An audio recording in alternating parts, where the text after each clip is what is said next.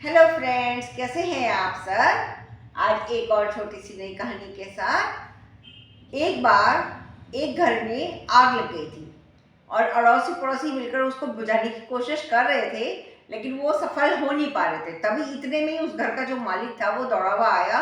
उसने जैसे देखा तो उसके तो जैसे होश ही उड़ गए और उसने भी उन लोगों के साथ आग बुझाने की कोशिश करी, पर बुरी बुरी तरह से दुखी हो रहा था कि क्या करूं, कैसे उस आग को बुझा दूं। इतने में ही वहां थोड़ी दूर से एक और आदमी आया।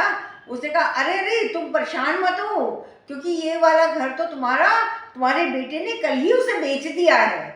अब उसकी मन के भाव एकदम बदल गए। अब घर वही था, अभी भी चल रहा था, लेकिन उसको अब उससे इतना फर्क नहीं पड़ा था। वो भी उन औरों की तरह बुझाने की कोशिश तो कर रहा था, लेकिन उसका जो वो अपनेपन वाला भाव था उस घर के साथ, वो खत्म हो गया था।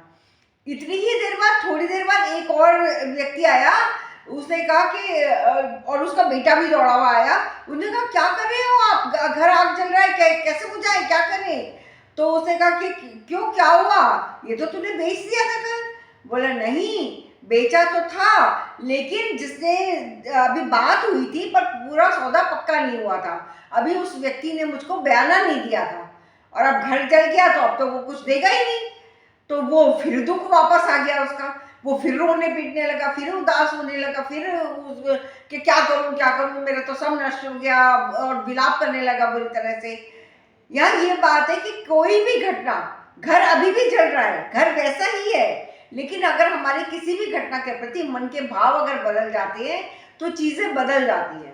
वहां अपनापन जैसे ही खत्म हुआ, जब तक वो घर अपना था उसको उतना विलाप, उतना दुख हो रहा था कि बहुत बुरी तरह से परेशान हो रहा था वो। लेकिन जैसे ही उसे पता चला उस घर के साथ उसका संबंध टूट गया है, घर हट गया है, तो उसका दुख खत्म हो गया। दोबारा से फिर जब पता चला कि अभी पूरा मतलब नहीं हुआ है, ये घर तुम्हारा ही है, तो उसका फिर संबंध वैसे ही जुड़ गया, और फिर से वो जो दुख था वो अंतरतम से महसूस से होने लगा।